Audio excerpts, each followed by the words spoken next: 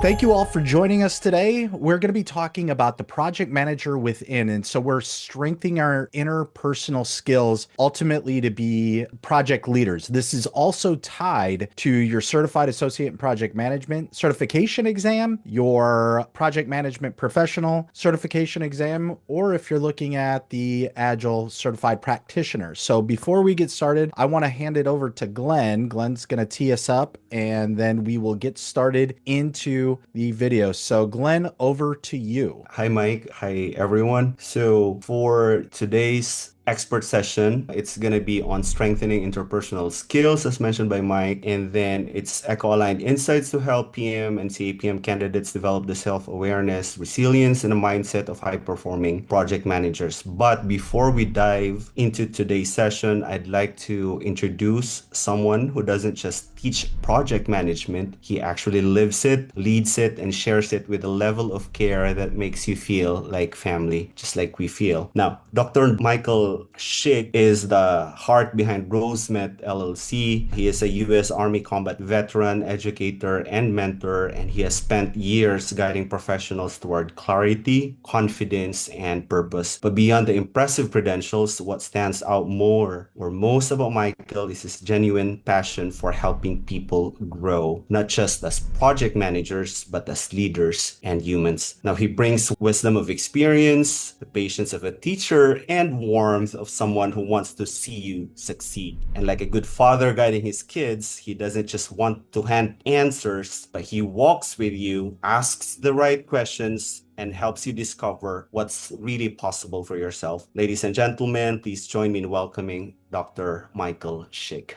Thank you so much, Jerome. And Air Force. I'm an Air Force vet, not an Army vet. That's all right. Thank you for the correction. All right. So thank you. As we talked about, we're going to be talking about the project manager within. So to do that, we'll look at why project fail. So kind of those hidden costs, what it takes and what PMI expects its leaders to master, the exam content outline alignment. So ECO, think exam content outline, as well as building that project manager within, and then picture the transformation as well as what the next steps look like for you. Now, having said that, so why do projects fail? Oftentimes we talk about having this perfect project. To have things, particularly with predictive or waterfall type, those traditional projects, is very difficult to perfectly plan out. But so, the pseudo perfect, if you will. The issue isn't just simply the technical or tactical level of work that needs to be accomplished, but it's also how do you work with people.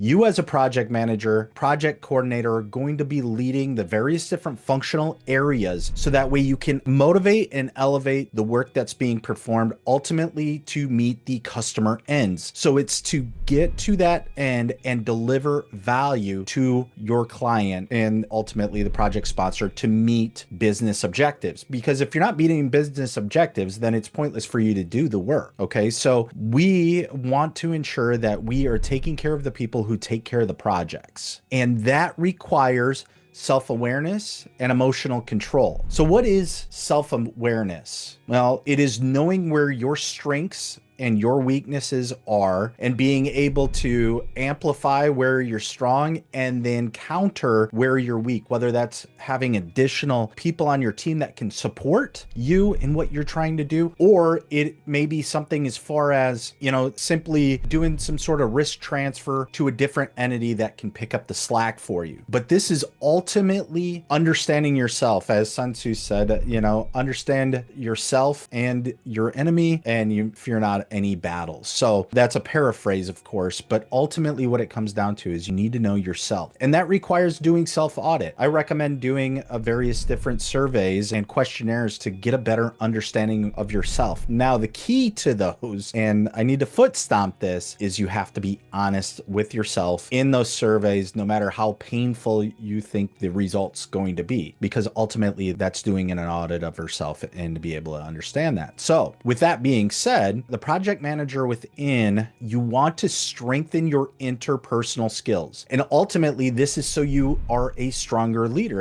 And why this matters, I wouldn't say just simply from a PMI perspective, though the Project Management Institute, or PMI, does expect you to know what emotional intelligence is and how to lead people. And depending on the exam that you are taking, it'll certainly be questions towards that. However, just from a leadership perspective, being able to interact with people, particularly stakeholders, when you're doing stakeholder management, being able to communicate within your team and external to your team, all of these things are highly important. So yes, it's important from a exam perspective, but more than that, it's important from a leadership perspective, particularly in project management, because that's the topic of the conversation, but writ large. So have you ever seen that individual who knows the ins and outs of all the tools and techniques on how to do their job, but they simply can't communicate? They can't relay what they are thinking and certainly what they're expecting of people that they work with or subordinates. It creates confusion. It reduces morale. It reduces trust. All of these things have a second and third order effect on the project itself.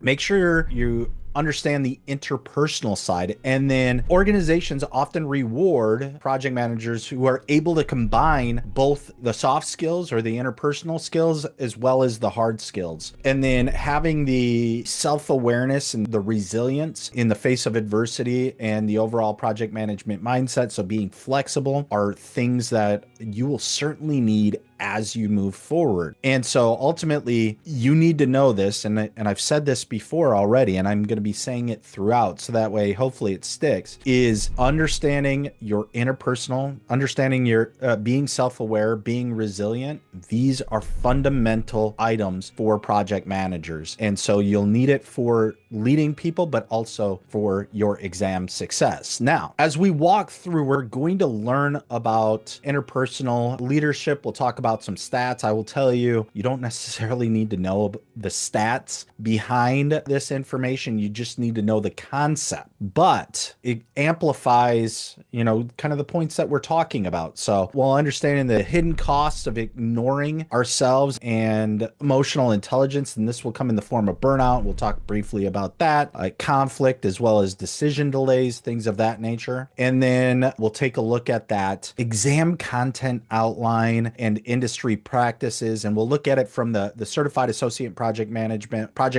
professional, and agile certified practitioner perspective. We'll look at tools that we need to build across awareness, resilience, and having a growth mindset, not getting bogged down when failures happen. And then what's leading with a project manager or a PM within, what that looks like on real projects. So what happens when we neglect our interpersonal skills? Well, some of those, I've fallen victim to this on my own accord, is burnout. I take on too much, and I know that about myself. But in my younger years, I wanted to get all of these things done. I have a keen focus on various different missions and visions of things on how they should be. And then I will work the hours, what I believe I need to achieve that. And that's all well and good, but not over a sustained period of time. When you start experiencing burnout, you start getting sick, your overall mentality and your view on what you're doing and on your coworkers in the world, all of that diminish. And that's certainly not running at an efficient manner. And if you are burned out, you're drained by stress. You have a lack of balance. One of the more recent discussions was work-life balance. And it has been work-life balance. It's having a time away from work with work. Now, if you're burned out, it makes it very difficult to actually get anything done. You'll may be present at work, but you're not actually effective in what you're doing, and you may not be pushing that ball forward. So these are some real considerations when we neglect our own understanding ourselves and being self-aware. There's also miscommunication. So misunderstanding becomes a much bigger issue between folks when miscommunication is present. And in part, it's because it's hard to build trust. If you don't have trust for your colleagues and your colleagues don't have trust for you, it's going to create more questions. And if you are not effective effective in communicating, it's going to increase exponentially over time. Conflicts will escalate because you're not able to effectively communicate. And if you're burned out, you're already not happy with where you're at. So these type of things are certainly a consideration and a concern. And then you can also wind up with analysis paralysis. So for those of you who may not be familiar with analysis paralysis, this is when you analyze a particular problem or a decision and you're trying to get to the perfect decision in this perfect solution. However, you need to be able to make a choice and then move forward with that choice. Not wait, but execute and do and go forward. And so these are the type of things that we really need to consider when we neglect our interpersonal skills, not knowing ourselves. So looking at it more broadly is looking at it through emotional intelligence. Now, emotional intelligence, a Harvard Business Review actually did a study on emotional intelligence, and it suggested that 71% of the employers now rate EI or emotional intelligence higher than IQ for job success. Okay, that is pretty significant. So the overall intelligence, the intelligence quotient, IQ test, employers now suggest people's interaction with others is almost 3/4 higher than particularly the overall intelligence. Now, Project Management Institute, I saw a study at a regional chapter out of Atlanta from PMI, the Project Management Institute, suggesting that 65% of project failures are all traced back to people and leadership gaps. Now, it certainly makes sense, but this number, there is actually range. I've seen as high as 80%. I'm sure there's probably higher, and certainly there's not a consensus on this number, but just know that a significant portion of project failures are traced back to the people in the leadership. So projects are people, okay? People are the ones who do projects. And so understanding that and being able to work with the functional areas, work with stakeholders to achieve the ends, making sure that there's open dialogue and trust is paramount. And so when we look at overall project success, it's in large part that's going to be linked to the project manager's ability to understand themselves and be able to withstand some of the stresses that goes on. Now, this goes back to some of our other discussions on these type of calls. The project manager is not the hero. They are the servant leader. They should be the servant leader that props everybody else up and gets them what they need, so that way they can go out and execute and do what they are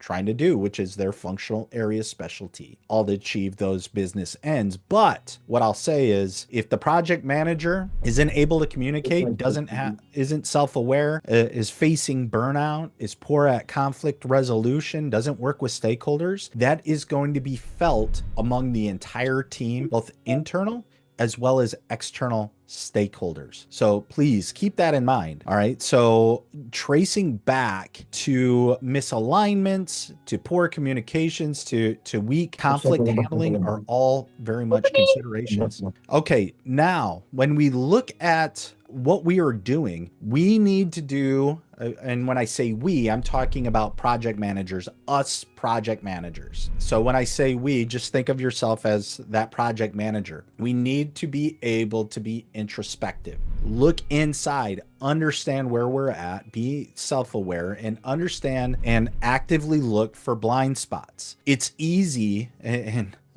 I certainly have done it over and over in my past. It's easy to say, oh, somebody else doesn't get it, or this other thing may have happened, and it's that other group. Well, me as a project manager, did I actually communicate this effectively? If everybody's getting it wrong and I'm the one who relayed it out, was it the way that something that I relayed? Is it something that I did or didn't do to effectively communicate that? If I haven't set the right and left limit, if I haven't effectively communicated a particular task, then the first look is on me. And so being able to be introspective and understanding where those blind spots are and then adjusting to meet the team's needs certainly needs to be in your cross-check as a project manager. Now, PMI certainly understands that this is a problem, okay? And problem may be a little bit too strong of a word, but certainly probably a better way of saying this is the Project Management Institute understands that this is a major consideration. In fact, they look at it more so not simply as a topic, but rather domains. And for those who may not be familiar with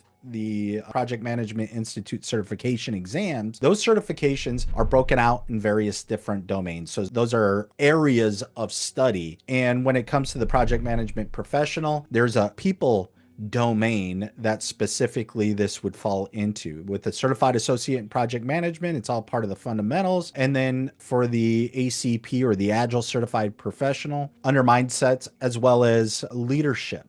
But we want to consider this through servant leadership, motivation, conflict resolution, roles, as well as emotional quotient, leadership versus management, looking at psychological safety, adaptability, and growth mindsets. So across all three of these particular exams, you can expect topics on this particular area. And so what PMI is testing, just to kind of get you into the mindset if you are getting prepped for these testing, is you're being assessed depending on which test it is, not only on your understanding, but potentially as a project leader. So when we look at the Certified Associate in Project Management, that's that foundational certification that gets you ready to move into project leader roles, sometimes with smaller projects, certainly as a project coordinator, and things of that nature. Now, once you start getting into the Agile Certified Practitioner, as well as the project management professional certification, those are the particular areas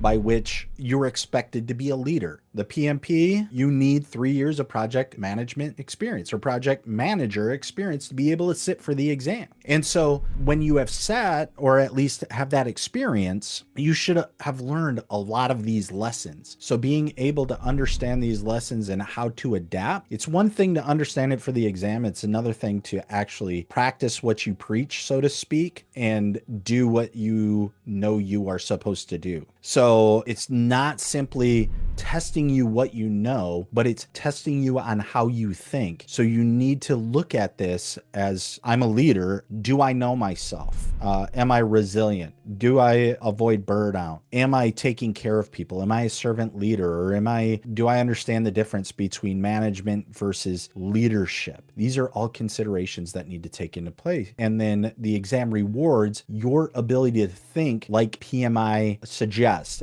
Remember, this is through a Project Management Institute lens, okay? Everything we're talking about is through that lens. And much of this, if not in its entirety, is based on peer-reviewed research backed by practical applications. So you've got the theory and conceptual models, and it's backed by practice. And this is what the manner in which the Project Management Institute says it needs to happen. So every question reflects on how you are able to communicate, adapt, prioritize, and deliver value. So that if you go back into some of our other discussions, you can look at the PMP mindset videos that talk specifically about this. But as you're going through the exam, you should be looking at every question just in a quick little checklist. Does it affect communication? Am I able to remain flexible or adaptive? Prioritize ultimately to deliver value. So PMI does not treat self-leadership as that optional item, hence setting up the various different domains. And so regardless of you're taking the CAPM, PMP, or ACP, it's going to be on every exam. So are you self-aware? Do you know what emotional intelligence is? And emotional intelligence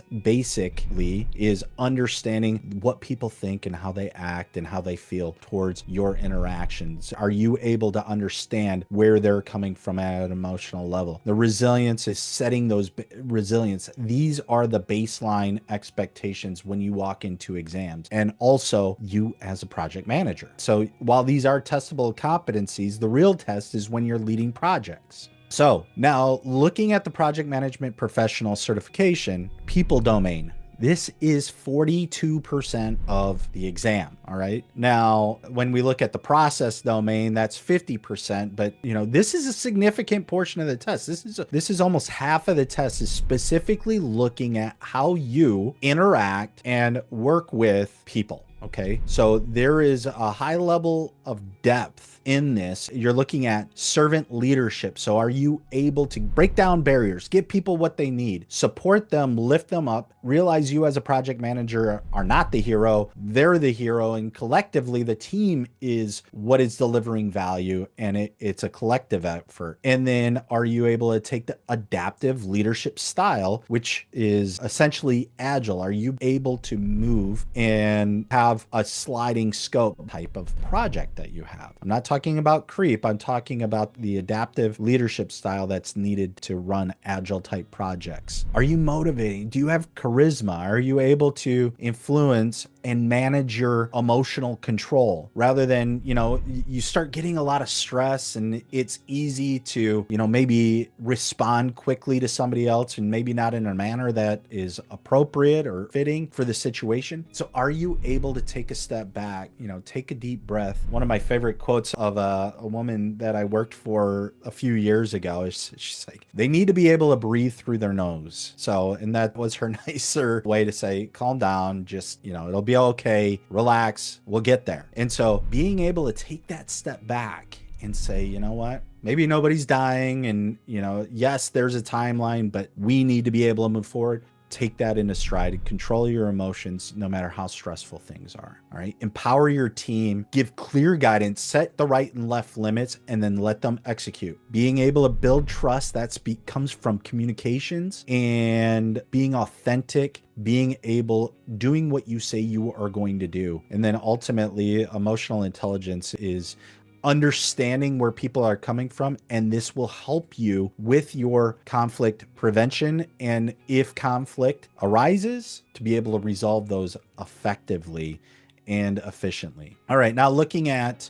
the certified associate project management. Now, remember, this is that baseline. You're looking at the core concept, the fundamentals. Keep that in mind. It's the fundamentals is the leadership side of things. And that's 36% of the exam. So another very large portion of it. And a project manager, the key elements of this is the PM is a negotiator. They're a listener. They're a coach. They're not downward directing in every instance. Sometimes that's required, but not all the time. All right. They want you to look at leadership versus management. So leadership is able to meet people where they are, to motivate them, to get them to do something that you need them to do, but they want to do it. It's that transformational approach versus management. That's more of the carrot and stick management, keeping track of the widgets and making sure that the output is done.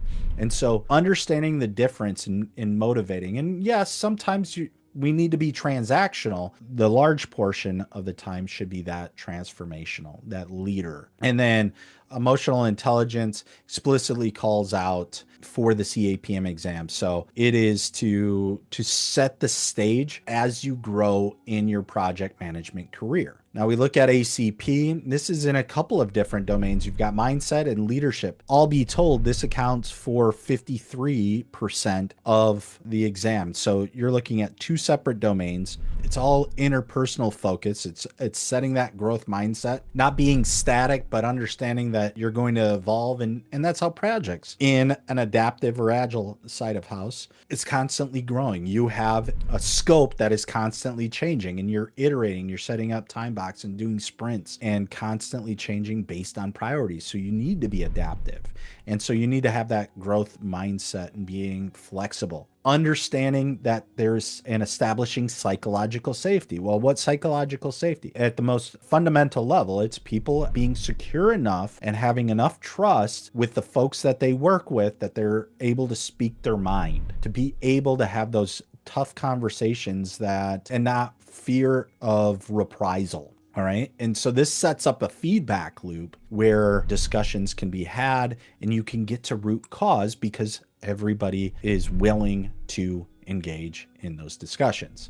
The self-reflection and resilience in the face of uncertainty is 100% needed, an agile or adaptive approach because the scope isn't static. After every sprint, a retrospective should be completed, which is much like a lessons learned type of scenario. So after everything's done, what went well, what didn't go well, and things of that nature, being able to take that information and archive it so that way we can learn from it, but also bring that back into the project so you constantly are getting better. And then when the product owner gives more requirements that they've worked with the project sponsor with, or the customer client, reprioritize, now you shift and you start addressing these next items that need to be accomplished.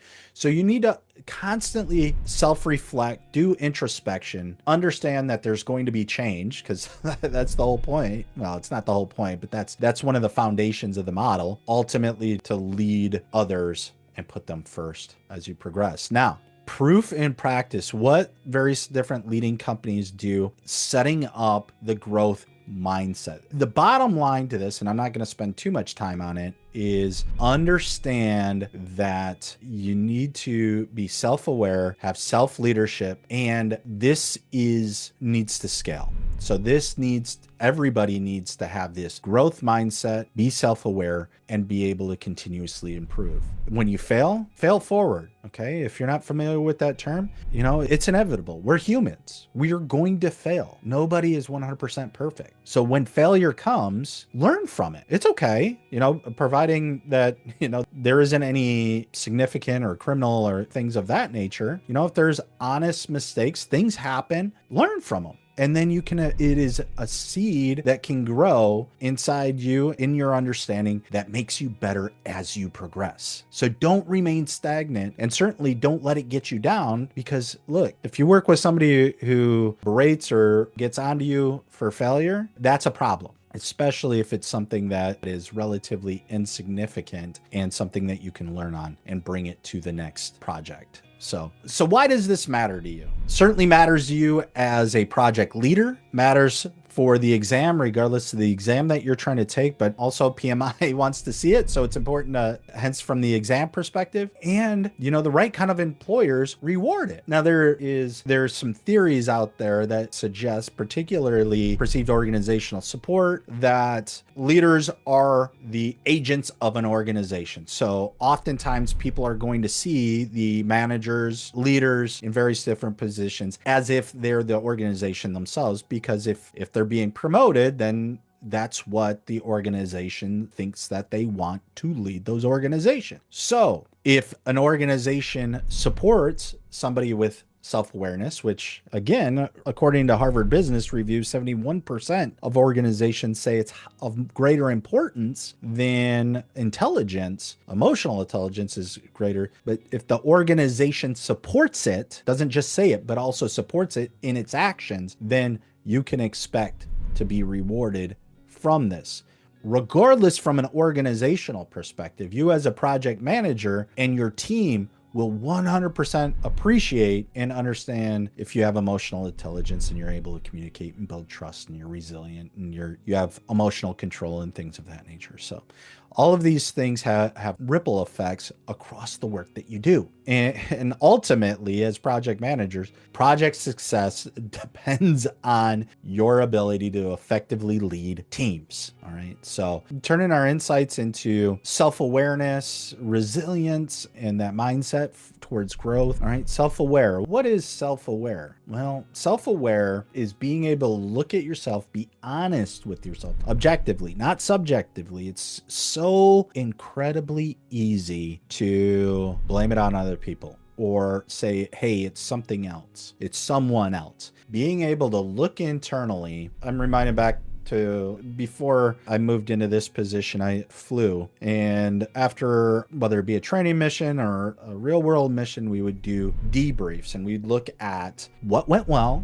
what didn't go well, and how could those things where there was opportunities for improvement, how we could do it better. And that none of this was sugar coated. These are all legitimate things. And so you had constant peer and senior feedback on what you did on the job for that particular mission. And so being able to accept when things didn't go well, one, being able to recognize when things didn't go well, and then take accountability and responsibility for it, then be able to figure out what you could do differently to have a better outcome. that is that constant improvement. And so being self-aware, understanding where your strengths and your opportunities are for improvement come is very much important, not only from a project management perspective, but I would say for on a personal level as well. So understanding and not shying away from it is important. Now, resilience. What is resilience? There's a multitude of definitions out there. You could look at organizational resilience, personal resilience, and there's pillar models that look at spiritual, physical, mental, etc. Ultimately, if we have all of the various different theories and conceptual models of resilience, ultimately what it is are you able to continue to move forward through adversity? Are you able to take what comes at you and just keep moving forward? Remain, I'm adding this on, but remain positive and effective and don't let it bother you. Don't get burned out. Don't get emotionally down. And these are muscles that can be built. They're not always easy. And, with growth comes pain. But when we recognize that and are able to push forward, have the resilience to move forward and not get down and to lead people, that's what we're driving towards. And having the mindset to support your self-awareness, understanding that you as a project manager need to support and prop up your team to be able to communicate, let your team know what you're doing, what your expectations are for them, and being able to do retrospectives or lessons learned and recognize where your strengths are. Have those conversations with your peers and leaders and subordinates, creating that psychological safety to have truthful discussions. You're able to get to the root cause. And all of these things shape out in conjunction with other leadership traits and mindsets as a project manager. But certainly these are pivotal. And so how do you go about this? I said this earlier. There's Myers-Briggs. You can take survey instruments on your communication, your ability to deal with conflict. There are survey instruments across the board. Now, rest assured, I don't suspect you're going to get any, PMI is not going to ask you questions if how many different self-assessments that you can name off. But know that for you to truly understand yourself, just like understanding your customer base, you need to go out and collect data. And sometimes that's collecting data on ourselves. All right. Look at 360 evaluations. Look at various different instruments that you're able to do an audit. And again, the key is that you're honest with yourself, no matter how painful. And look, I've been there. I've actually sat down and I know what answer I want to be versus the answer that deep down I know I am, but there's this tug to just not simply answer. And nobody else was going to see this, but as I'm going down, I was like, no, I don't like that about myself. I don't want to be this way. But the truth is, we all have opportunities for improvement. So marking that down, that gives you insight and combined with everything else on these instruments helps you paint a clear picture of where you're at. And only when you know where you're at, then you can figure out a plan to move forward. All right. You can do reflective journaling. This is fantastic. I've done reflective journaling in the past. It is an amazing tool that I personally continue to fail to do that. I had to, for about 2 to 3 years, I did journaling. I was supposed to do it every day. I didn't do it every day. I did it. Sometimes would do it at a week at a time. And then, sometimes it was several weeks and then I'd do it. But the way that I set it up, and in part I was directed to through one of my higher education degree programs, was doing daily journaling. And it didn't have to be long, even if it was one sentence. And then once a quarter, go back and read all of the inputs and summarize it. And then you continue on for each quarter. But at the end of the year, you take the 4 quarters, the 4 summaries, and you do a year-long look back. I'll tell you, that was one of the most effective items to understand myself that I've done. I know logically that it is fantastic, but I don't have the time, or I certainly make the excuses on why I shouldn't or can't do it, even though I'm a strong advocate for it. So I know that's one of my drawbacks. So ultimately, that's a tool that you can use and really a technique that you can use. Now, feedback loops. These are your 360 evaluations. These are talking with your peers. Now, you need to be careful with these feedback loops because you need to go with somebody that is kind, not nice. You know, there's a difference between kind and nice. Nice will tell you what you want to hear because they're not willing to have those uncomfortable conversations. Certainly makes you feel good, but that's not the truth. That may be part of the truth. You need somebody who's kind, somebody that loves you. And I'm not talking about the general perception of love. I'm talking about the person that wills and wants the best for you. That kind of love. They love you and they want what's best for you. And they understand that sometimes that shot is what's best for you, even though you don't want it. That's the type of people that you need to get that feedback loop from. Somebody that cares about your personal and professional growth, that will be honest with you and doesn't hold it against you. So taking these approaches, you're able to get a self-assessment on the first two, and then so it's all internal, and then you've got external assessments. And then you marry the two together and say, all right, does my personal assessment, is that the reality of what everybody else sees? It could be for the positive, it could be for the negative. You know, just because external, and this is the other thing, then you need to do an audit. The feedback that you get externally or even internally, does that check? Is that really what it is? And then you need to discern what that looks like and find out if it's valid. And then does it line up with objective truth to the extent that you can have objective truth? All right. This isn't a philosophy course, so I'm not going to get too far in the weeds of it, but think of it this way between subjective and objective. Subjective is something that I feel is true, but that could be counter to the actual truth. Like I could believe that gravity doesn't exist, and then I take a step down my stairs, I find out actively true that gravity exists, certainly on the planet Earth and many other planets. So when you are looking at the feedback, both from yourself and others, does it line up with objective truth? All right. So bouncing back and leading through change. Now, let's call it like it is. Project management is a phenomenal career.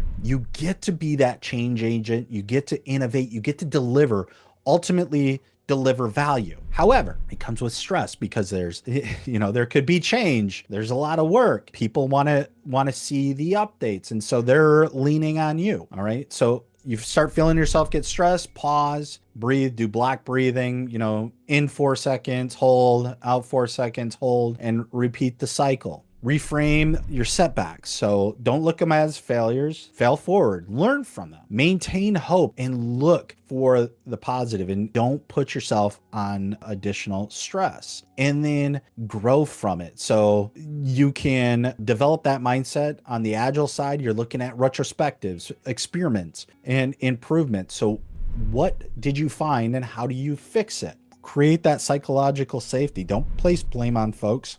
Provide constructive, objective feedback. Don't talk about the person, talk about the problem or the issue, and then openly challenge ideas. If somebody says, I think you did poorly on that, okay, great. How? What was it? And how could it get better? And then have a dialogue. Don't start, quibbling or arguing with them.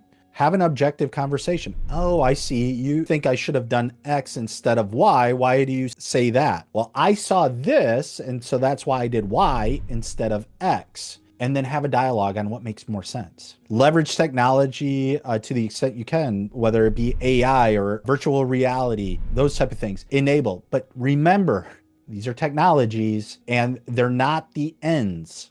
Okay? They're, to use a phrase, don't let the tail wag the dog. You as a project manager are in charge, not AI. So take the recommendations and make a decision from there, and make it a habit. You should always be looking for feedback. Now, where's your biggest gaps? I was going to ask everybody this, but you don't have to self-identify. Think for yourself though. Where is it for you? Do you struggle with awareness? Do you struggle with resilience? Do you struggle with your mindset? All three of them? Do a self-audit real quick and figure out where it is for you. And then once you identify it, what are possible options to move forward? Now, building the project manager within, you need to be intentional. All right. Establish your mindset, build your resilience, and ensure that you're self aware. And I would say self awareness is that foundation. Knowing where your strengths and weaknesses are is where you start. And once you know where you are, you know yourself, then you can start building up those various different resilience pillars, if you will, not to coin a phrase, but rather you know yourself, so you know where your weaknesses are. Look at things to strengthen where there's opportunities for improvement. Once you have a strong foundation, work on your mindset and then future proof it. Make it a routine. All right. Strong projects begin with your strong leaders. All right. So, what happens when you create that strength? You're able to lead greater with clarity. You have composure and you're adaptive. All right. When we say clarity, maybe you realize that communication is an issue. And so you need to work on that. All right. Well, great. So you work on it. Maybe you work on it. You may be good at verbal communication, but written maybe where there's a challenge. Okay. Well, leverage AI or leverage Grammarly or leverage both. Maybe the other side, maybe you're good at written communication, but not as good at verbal communication. All right. Well, make sure you write a script and then go from the script. So there are ways to cross balance or balance that out. Work on your team dynamics and then understand your client perceptions. Work with them, get the feedback at intervals, certainly at milestones. So from struggling to strength, certainly when you make these changes, there is an increase with team trust. When you're able to build in resilience, there's improved morale. 68%, according to NIH, National Institute of Health, conflict resolution, you're able to have faster resolution by 68% rather than waste time and energy. So 47% smoother change adoption. And you also have increase in stronger client relationships when you have that open dialogue. You're able to build credibility, repeat business advocacy because you have created a place of trust. From a test, these ought to be core competencies from a test perspective. But remember, we don't need to do this simply because there's a test. The expectation is from Project Management Institute and certainly from other leaders is this is what you ought to be doing as a project manager. This certification says you have experience as a project manager and you know these frameworks, but do you actually do it? All right. So strengthen the PM within by developing your awareness, resilience, and mindset. So with that, I've certainly enjoyed this conversation. I'm going to open it up with questions. If you're watching this video on YouTube, so what we typically do, if you're not aware, is we record this and then our video editor jumps on and cleans this up a little bit. But if you're watching this video online, please feel free to like, subscribe, and share within your network. And then if you're taking a look at this, we'll put this URL in the bottom and you can get 2 weeks of free access to our CAPM or PMP exam simulators. And then you can connect with one of our many mentors. So myself, and then we have several other mentors who have their PMPs and CAPMs have been leading projects for quite some time. So if you're looking at an exam and taking that exam, you can meet people who've done it relatively recently, understand the exam. Now, they're not going to be able to tell you what's on the exam, but they can help you build in the study habits, set your test date, and then work back and build a roadmap to help you get there and help you to remain accountable. So with that, it's your turn. Please feel free to put this in the comments. Let me know what's one interpersonal skill you'll commit to strengthening this week. Before you do that, I would suggest doing that self-audit real quick. Think about it. Where are there opportunities for you to improve? Or if you're already good at it, how do you double down on that to increase and do more with what you're already good at? And so that way you can see fruits from that. So don't simply look at it, oh, I got to improve X. It could be doubling down and doing more with what you already do well. So please, if you're willing to share, put it in the comments window and we could talk about it. If not, and you have other questions, I am happy to discuss those as well. Thank you, everyone. I appreciate the time, and I will see you on the next video. Have a great rest of your day.